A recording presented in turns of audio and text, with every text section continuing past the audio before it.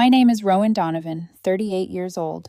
From my balcony, the ocean writes lines across the sand, and the resort answers like a building that finally learned its name. Guests see views. I see the 1,000 quiet decisions that make those views arrive on time. My family, if asked, would say I'm the earnest younger brother with a small paycheck and a big heart. They prefer that draft. It flatters the rest of the story. The pattern set early. Cameron got the first bike, the first car, the first applause laminated and hung in Dad's office.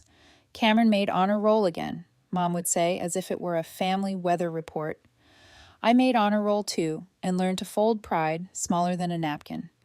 Dad kept the clipping of Cameron's varsity football feature until the ink turned the color of old storms. I made state finals in tennis. Dad missed it helping Cameron move into his dorm. It wasn't cruelty. It was gravity choosing a moon. After high school, Cameron followed a road with road signs, business, fraternity dinners, job offers with commas. I went 2 hours away and studied economics and environmental science, a pairing Dad called impractical. I worked through school and graduated owing $31,000 I meant to kill. My first job paid $34,000 at a marine conservation nonprofit in Miami. Studio apartment, door that stuck in summer, thrift store shirts, ramen. Everyone nodded as if I were a parable about virtue and sacrifice. It annoyed me less than you'd expect. A parable is at least a story. I wasn't struggling. I was studying. Coastal markets talk if you stand still long enough. I learned how development rights travel like rumor, how a permit can be a lock or a key, depending on patience. At 27, I bought a small Wilmington lot the county hated, threaded the paperwork, redesigned to protect turtles as well as margins, and sold 18 months later for enough to turn the lights on in a bigger room. I did it again, and again, quietly. Cameron's career rose like a clean line. He bought skyline and granite and framed it online. I kept my cars old and my shirts plain because it steadied my hand. Money is sharper when you don't use it as a mirror. By 35, I bought the broken resort with the beautiful bones, Pelican Bay. 32 units, a restaurant, a pool that leaked at 2 a.m., debt piled like driftwood. I rebuilt everything that mattered: remediation, water systems, native plants, turtle-friendly lights, solar. We lifted the bones until they remembered how to hold themselves. The property became the kind of place environmental magazines point to when they need a hopeful story. Occupancy climbed. Revenue behaved. I moved into a 3-bedroom top-floor unit with glass for walls and kept my mouth shut about it to everyone who prefers the older draft of me. On a Tuesday, thick with heat, I was reviewing quarterly reports when my phone rang. "Ethan, how's it going, little brother?" Cameron still prints the past onto the present like a stencil. I told him fine. "Listen," he said, voice bright with conclusion. "You know how you've been struggling financially? Melissa and I want to help. Remember that little condo in Topsail? I found a buyer. Cash. Quick close. $185. I already started paperwork." "What paperwork?" I asked. "The power of attorney from when you were in Costa Rica," he said. Paper rustled. "I can sign. These small places are money pits. Taxes alone are killing you. This gives you a fresh start." Behind him, Melissa murmured something I almost didn't catch. Timing, and he hushed it away. I pictured my condo as it usually is. Salt light on floorboards, the room quiet enough to hear the building breathe. I pictured the corporate documents filed so my name sits 3 layers deep. "Cameron," I said, "that power of attorney was for one transaction and expired 5 years ago. If you attempt to sell my property, you'll be committing fraud." He went quiet long enough for a wave to reach the beach. "I'm trying to help you," he said, injured by the word. "Mom and Dad agree this is best for your situation. No shame in starting over." "My situation is handled," I said. "Do not sign anything. Do not speak to any agent or buyer about my home. Leave my property alone." I hung up and called Patricia. She answers on the first ring when my voice is flat like that. I asked her to increase security, to place ownership documentation where anyone predatory would trip over it, and to ping me if a family member arrived with strangers. "Understood, Mr. Donovan," she said. "Legal?" "Yes. David next." David listened like an engineer measuring load. We'll send cease and desist letters to whoever is pretending this is legitimate, notify the county recorder, and prepare criminal complaints in case your brother tries anything physical," he said. His keyboard was a soft hailstorm. "This may get noisy." "Then we'll be precise," I said. 3 minutes later, the family group chat lit like kindling. Cameron: "Found a buyer for Rowan's condo. Great news." Mom: "Balloons and prayer hands." Dad: "Smart price for that size. Good reset." Cameron again: "Quick close next week. No inspection." Their certainty read like choreography, a scene they'd rehearsed without me. I set the phone face down and let the surf talk sense to my bones. In the glass, I caught my own reflection, my father's jawline, my mother's eyes, a face they think they know. Maybe they know the version that was easier to live with. I don't hate them. I hate the assumptions that let people love a version of you they prefer. Dad used to watch interest rates like weather. Lately, he's watched them like a captain studying a sky that can't promise anything. It crossed my mind, not as accusation, just math, that pressure might be humming under his sentences. If true, it would come to light soon enough. By the next afternoon, I was on site. Shorts, t-shirt, flip-flops. Presentation isn't power. Patricia called as I crossed the courtyard, jasmine and salt braiding the air. "Mr. Donovan," she said, perfectly calm. "Your brother just arrived with a real estate agent and a couple who appear to be buyers. He's demanding access to your residence to show it." "Do not grant access," I said. "I'm coming to the lobby now." I stepped into the glass elevator.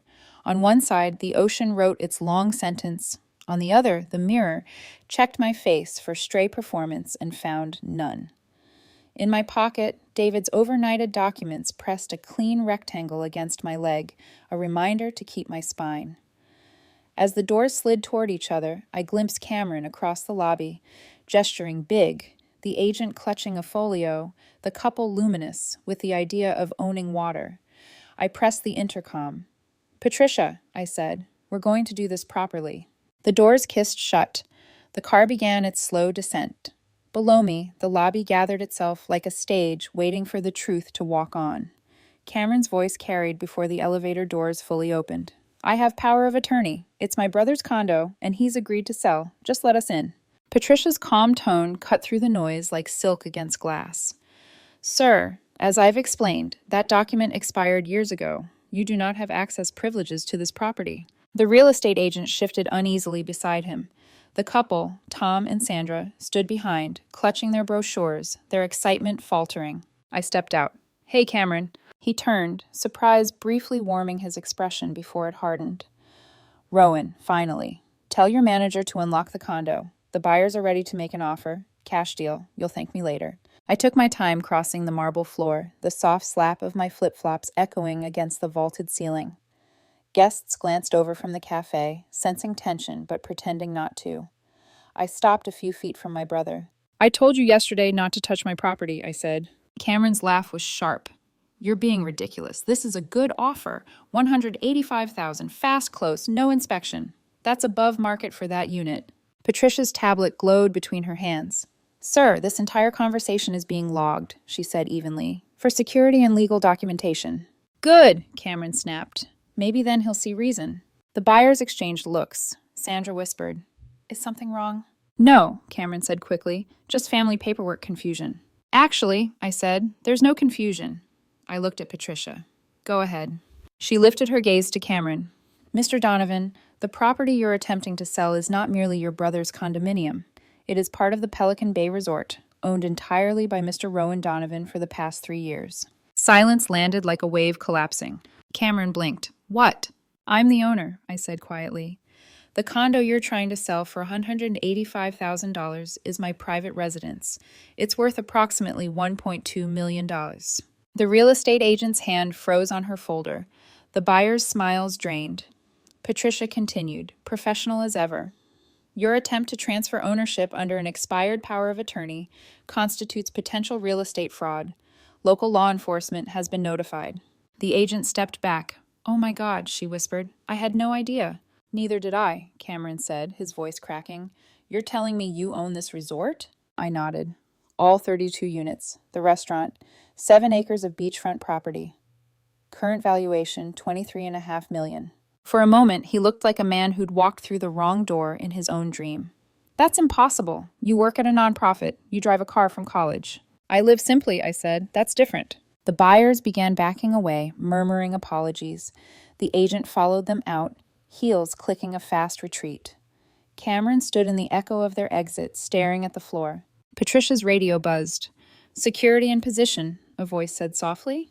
Cameron exhaled. You set me up. I protected myself, I said. You walked in with strangers trying to sell my home. He shook his head, face reddening. I was helping you. You've been struggling. I told you yesterday not to. Mom and Dad agreed. Then they were wrong too. A voice from the entrance startled us both. What's going on? Mom's heels clicked against the marble. Dad, a step behind her. They'd dressed like diplomats heading into a negotiation. Mom in pearls, Dad in his old navy blazer. Rowan, Dad said, his brows knitted. Cameron called. He said you're refusing to sell the condo even though it would help you financially. We came to mediate. Patricia glanced at me for permission. I nodded. Mr. and Mrs. Donovan, she said politely, your son Rowan is the owner of this resort. He has been for 3 years. The attempted sale was unauthorized. Mom blinked, eyes darting from Patricia to me. You own this? Yes, I said. Dad stepped closer to the panoramic windows, looking out at the ocean, the renovated pool, the restaurant terrace framed by native plants. His reflection wavered in the glass. All of it? All of it. Cameron sat down heavily in a lobby chair worth more than his monthly car payment. Jesus, he whispered. Mom sank into the seat beside him, her hands trembling on her purse strap. Rowan, why didn't you tell us? Would it have mattered? I asked. You already knew who I was. The struggling brother, the one who never measured up. Her voice cracked. We were proud of you in our own way. No, I said softly. You were comfortable with your assumptions. Patricia cleared her throat gently. Mr. Donovan, local police have arrived to take statements regarding the attempted sale. 2 officers stepped into the lobby. Their radios murmured. One carried a folder of forms. I nodded to them. We'll cooperate fully, I said. Every document is ready. For the next hour, the lobby became a theater of quiet humiliation. The officers took my statement, then Cameron's. Patricia provided copies of the expired POA and the cease and desist notices. Cameron's answers grew smaller as the list of potential charges grew longer. When the officers finally left, with polite nods and a promise to follow up, Cameron stared at the polished floor tiles like they might rearrange into mercy. Am I going to jail? He asked. That depends, I said, on whether the district attorney decides to prosecute, on whether you make restitution, on whether I press charges. His eyes flicked to me. You'd send your own brother to prison? You tried to steal my home, I said evenly. What would you call that? A mistake, he whispered. I thought I was helping. Helping yourself to someone else's property, I said. He flinched but didn't argue. From behind us, Mom's voice quivered. Rowan, please, this is a misunderstanding. Cameron didn't mean... Intent doesn't change impact, I said. If he'd succeeded, I'd have lost a home worth over $1 million. Dad finally turned from the window, face pale. Let's all take a breath, he said quietly. Rowan, maybe we can find a way to handle this privately. I already have an attorney, I said. David will call you with options. Patricia approached. Sir, your attorney is on video. He'd like to speak with you in your office. I looked at Cameron, then at my parents. Shocked, fragile, silent. Wait here, I said. I'll be back. In my private office, the door closed softly behind me. The resort's heartbeat, the faint hum of filtration systems, distant laughter from the pool, pressed against the silence. David appeared on screen, sleeves rolled up, eyes sharp. Rowan, I've reviewed everything. Your brother's actions meet the threshold for attempted real estate fraud and theft by deception. We can file charges immediately. I rubbed my temple. What are the alternatives? A negotiated settlement, full restitution, written admission of wrongdoing, probation. But you'll have to decide whether you want peace or punishment. I looked out at the ocean, where the horizon burned gold under the setting sun. Give me a few hours, I said. I need to think. When I returned to the lobby, the daylight had dimmed. My family sat together on the expensive furniture, their voices low, their silhouettes reflected in the glass doors. Cameron, I said, let's talk outside. He followed me through the sliding doors, the humid air wrapping around us, the sound of waves steady as breath. I'm sorry, he said immediately. I really thought I was helping. Why? Because you live so simply. You never talk about money. You drive that old car. I thought you were barely getting by. And you assumed that made me incompetent. His shoulders slumped. I guess I did. The sky turned rose-colored, the tide edging closer to our feet. I'm giving you one chance to make this right, I said.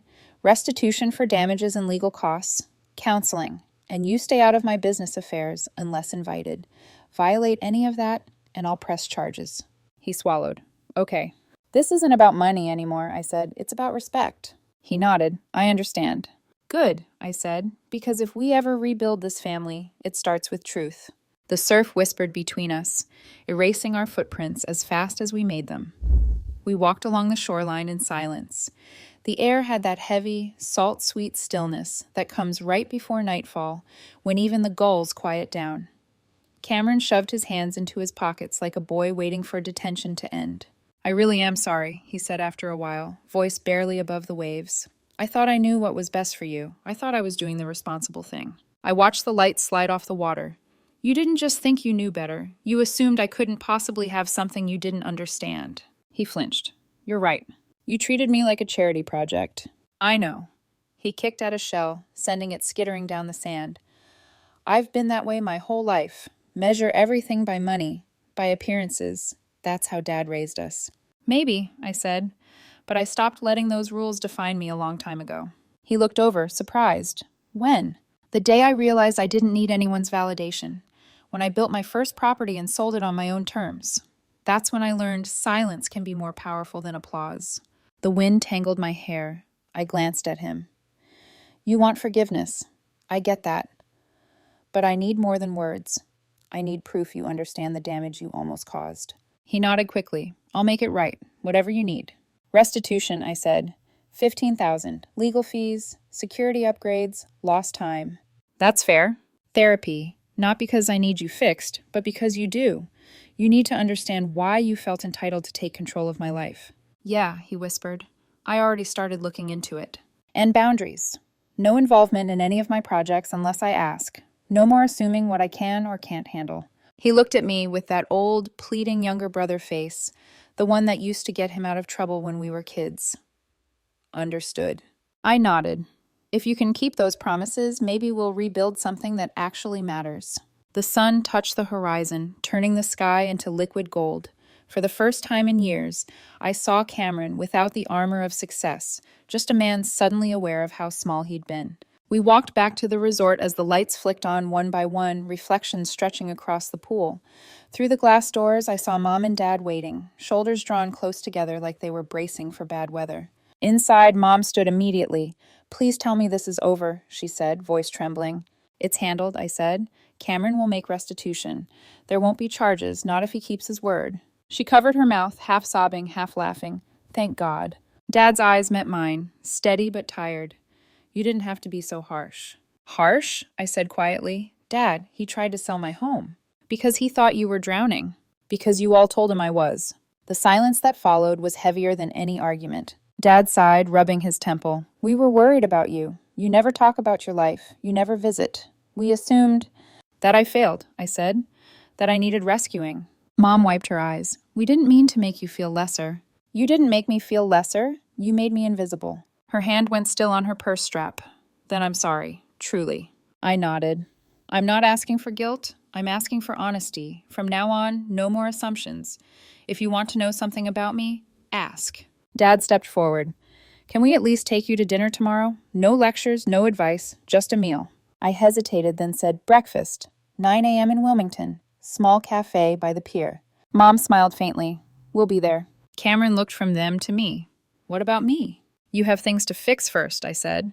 Then we'll talk. He nodded slowly, like a man taking his first careful step on thin ice. After they left, Patricia approached from the reception desk. Mr. Donovan, I've updated security and briefed the staff. Your family will need permission for access moving forward. Thank you, I said. And for how you handled all of this. She smiled gently.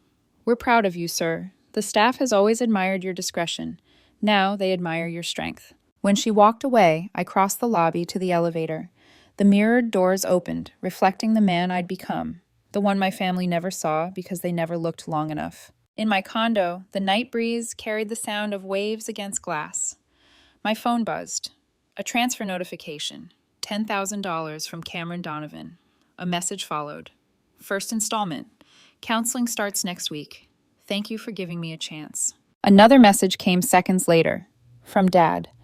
Your mother and I are staying in Wilmington tonight. Breakfast tomorrow, 9:00.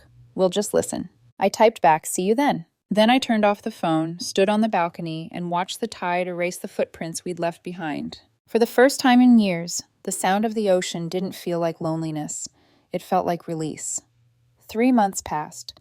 The resort moved through seasons like a body healing itself. Steady, quiet, deliberate. Guests came and went, unaware that its owner was rebuilding something more fragile than business. Trust. Cameron made every payment on time. Each transfer came with a short message, sometimes a simple thank you, sometimes a longer note about therapy sessions. He'd begun digging into his need for control, the way Dad's approval had become oxygen. Once he wrote, "My therapist says I confuse love with management. I think he's right." I stared at that line for a long time before replying, "Keep going." Dad and Mom visited once a month, real visits this time, not interventions or disguised advice sessions. They toured the resort, asked about the solar systems, listened as Patricia explained how turtle-friendly lighting reduced coastal impact. Mom brought homemade pastries for the staff. Dad stayed quiet most of the day, taking everything in. At dinner that evening, over grilled sea bass and a bottle of wine we barely touched, Dad finally spoke. "I owe you an explanation," he said, "about why we pushed Cameron so hard to handle your finances." He hesitated, glancing at Mom before continuing. "My last commercial project fell through. Rising interest rates, bad timing. We lost more than we planned. I mentioned it to Cameron. He thought maybe selling your condo would give us all breathing room. I didn't tell him to do it, but I didn't stop him either." Mom's eyes filled. "We didn't know the resort was yours," she said. "If we had, we never would have—" I raised a hand. "That's the point, isn't it? You didn't know. You never asked." Dad's shoulders sagged. "You're right. We were proud of the idea of you, not the person. And the idea was easier if it stayed small." I let out a slow breath. "Then here's the new rule. No assumptions. No managing. If we're family, we deal in truth, not comfort." He nodded, eyes shining in the candlelight. "Truth, then." Mom reached for my hand. "You forgive us?" "I'm working on it," I said honestly. "Forgiveness isn't a light switch." When they left that night, I stayed on the terrace long after the candles burned out, watching the ocean fold over itself like a prayer. Weeks turned into steady rhythm. Cameron called every Sunday, not to defend himself, but to ask. Real questions this time, about work, about how environmental law actually intersects with real estate, about what I was reading. He started volunteering at a coastal cleanup near his city. When he posted on social media, the filters were gone, the captions real. Melissa messaged me once. "He's changing," she wrote. "Thank you for not giving up on him." I didn't reply right away. Change is proof that speaks for itself. Patricia noticed the difference, too. "You're sleeping better," she said one morning while reviewing quarterly reports. "No late emails, fewer calls at 2 a.m. "I guess I'm not waiting for impact anymore," I said. She smiled. "Peace looks good on you, Mr. Donovan." When November came, I decided it was time. I sent a group message. Thanksgiving, the resort. Dinner on me, but not in my condo. Mom replied first with 3 heart emojis. Cameron took a full hour, then wrote, "We'll be there." The day arrived bright and windless. The resort shimmered in that way only autumn light can, sharp but kind. I'd reserved one of the oceanfront dining rooms, simple and elegant, no excess. The same space that had once hosted strangers trying to buy my home now held my family. Cameron arrived early. He looked different, lighter somehow. No flashy watch, no performance. "Nice place," he said, half smiling. "Thanks," I said. "You helped build it in a way." He laughed. "Yeah, through attempted fraud." "Through forcing me to tell the truth," I corrected. When Mom and Dad walked in, the air shifted. Not tension, something softer, uncertain, but hopeful. We ate slowly, conversation cautious, but genuine. They asked questions about the resort's systems, my staff, even the coastal legislation I'd been consulting on. No comparisons, no backhanded compliments, just curiosity. Halfway through dessert, Dad stood, glass in hand. "I'd like to say something." His voice wavered, then steadied. "To Rowan, who built something extraordinary while we were too blind to see it. We're sorry for the years we missed, and we're grateful for the second chance."